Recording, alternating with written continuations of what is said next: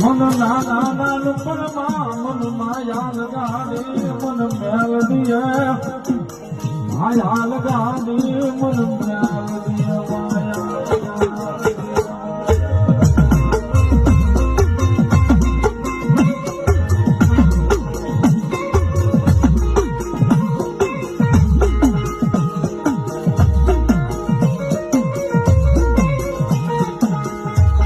કારણ કે જગતમાં મેલડી મેલડી છે મારો બાપ.